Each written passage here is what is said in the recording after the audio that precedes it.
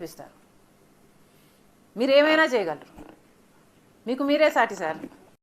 జగన్మోహన్ రెడ్డి గారు మొన్న నేను బాలకృష్ణ గారి బిల్డింగ్ నుంచి ఆ ఐపీ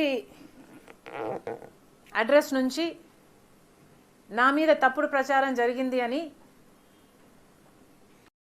కేసు పెట్టాను, కావాలంటే నా మాటల్లోనే వినండి అని జగన్మోహన్ రెడ్డి గారు చాలా ఎంటర్టైనింగ్గా ఒక వీడియో క్లిప్ని కూడా అందరికీ చూపించడం జరిగింది. చాలా సంతోషం. కానీ జగన్మోహన్ రెడ్డి గారు, మీకు నిజంగానే చెల్లెల మీద ప్రేమ ఉండుంటే మీకు బాలకృష్ణ గారో లేక బాలకృష్ణ బిల్డింగ్ ఐపీ అడ్రస్ నుంచో మీ చెల్లెల మీద తప్పుడు ప్రచారం జరిగింది అని మీరు నమ్మింటే, మీకు తెలుసుంటే, మరి మీరు 5 సంవత్సరాలు ముఖ్యమంత్రిగా ఉన్నారు కదా. ఆ ఇష్యూ జరిగిన తర్వాత 5 సంవత్సరాలు మీరు ముఖ్యమంత్రిగా ఉండి ఏం గాడిదలు కాశారండి? ఎందుకు ఎంక్వైరీ వేయలేదు బాలకృష్ణ మీద?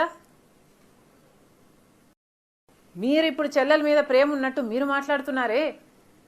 మీకు నిజంగానే చెల్లెల మీద ప్రేమ ఉంటే, ఏ ఇష్యూ అయితే బాలకృష్ణ బిల్డింగ్ నుంచి అప్పుడు జరిగిందో ప్రభాస్కు నాకు సంబంధం ఉంది అని, అదే ఇష్యూని గత 5 సంవత్సరాలలో మీ సైతాన్ సైన్యం మీ సోషల్ మీడియాలో మీరు వాడుకోలేదా?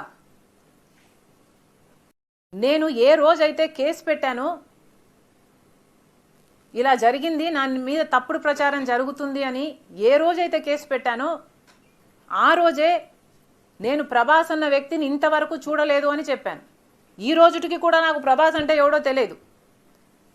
ఈ రోజుటికి కూడా చెప్తున్నా, ఆ రోజు ప్రమాణం చేశాను నా బిడ్డల మీద నాకు సంబంధం లేదు ఆయనతో అని. ఈ రోజు మళ్ళీ చేయడానికి కూడా చెప్తున్నా, నాకు సంబంధం లేదు ఆయనతో.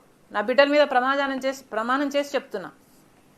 జగన్మోహన్ రెడ్డి గారికి ఇవన్నీ తెలిసి కూడా నాకు క్యారెక్టర్ లేనట్టు, నాకు ఆయనతో సంబంధం ఉన్నట్టు గత 5 సంవత్సరాలలో మీ సైతాన్ సైన్యం చేత ప్రాపగాండా చేయించలేదా? మీకా చెల్లెల మీద ప్రేమ ఉన్నది, సిగ్గుండాలి కదా.